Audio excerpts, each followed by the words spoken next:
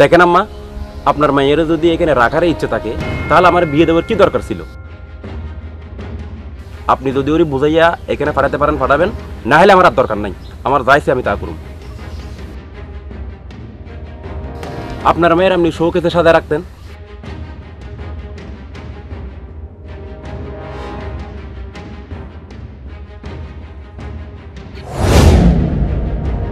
আপনি তো ওকে লাই দিয়ে দিয়ে মাথা তুলে ফেলছেন। এই মেয়ে, এই আমার মানে মোবাইল কোথায় যাচ্ছ? দাঁড়াও, এখন মোবাইল দিয়ে যাও। দাঁড়াও দাঁড়াও দাঁড়াও।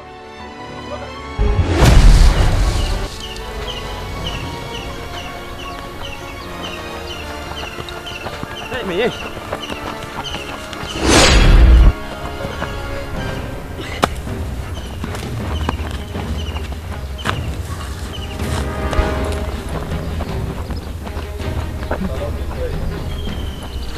কি ব্যাপার? মেয়েটা চাচ্ছেটা কি? মানি ব্যাগটা ফেলে গেছে, মোবাইলটা নিয়ে গেছে। মেয়েটা যদি চোর হতো তাহলে দ্রুড়াতে নিয়ে যেত। গিয়ে দেখি মেয়েটার সমস্যা কি।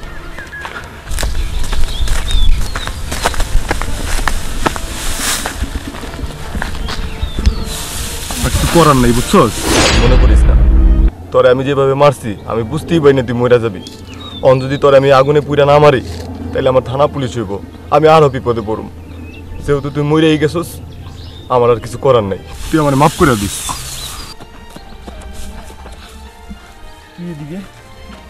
এই মেয়ে, এই আমার মোবাইল দাও। আমার মোবাইল কই? দাঁড়াও। হ্যাঁ, লাশ? মা, ও মা, কথা কও না কে? আমি তোমার সাথে কেমনে বাঁচবো?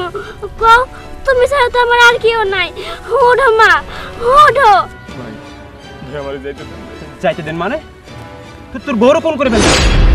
আমার মারে বম মেরে ফেলাইছে। ভাই, আমার করার কিছু আছিল না ভাই। সংসারে ভাই অশান্তি, অনেক দিন ধরে কাজ কাম করি না ভাই, কাজ কাম পাইও না। মাইয়াটা স্কুলে পড়ে, আমার বউ যখন যা চায় একসময় দিতাম, তখন তো ভাই পারি না ভাই। কোন খুব অভাবে আছি। তো অভাবে থাকলে তুমি তোমার বউ আর বউকে ফোন করে ফেলবা? ভাই আমি বউরে মারতে চাইনি, ওর লগে আমার ঝগড়া লাগছিল, জিদ করে মাথার মধ্যে একটা বাড়ি দিছি। আমি বুঝতে পারি না মরে যাবো, কারণ যদি আরে আমি না পুরে দেই আমার তো পুলিশে ধরে লয়ে যাবো ভাই। এই কারণে ভাই আরে আমি পড়ছি ভাই। আচ্ছা দেখ, আমার যাইতে দেন ভাই। আচ্ছা দেখি আগে বেঁচে আছে কিনা মারা গেছে। ও তো বেঁচে আছে। মামনি, তুমি কি নিয়ে পানি নিয়ে আসো যাও। আচ্ছা, এই যে আপনার ফোনটা ধরেন। বউ, ও বউ,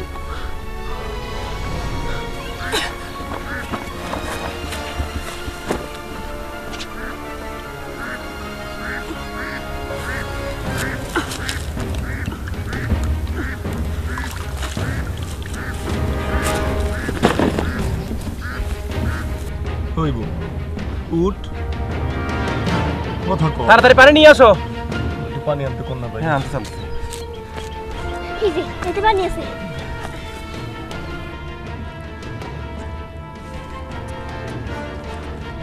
এই তো বেঁচে আছে। তুলেন তুলেন তুলেন। এই তো বাচ্চা আছে।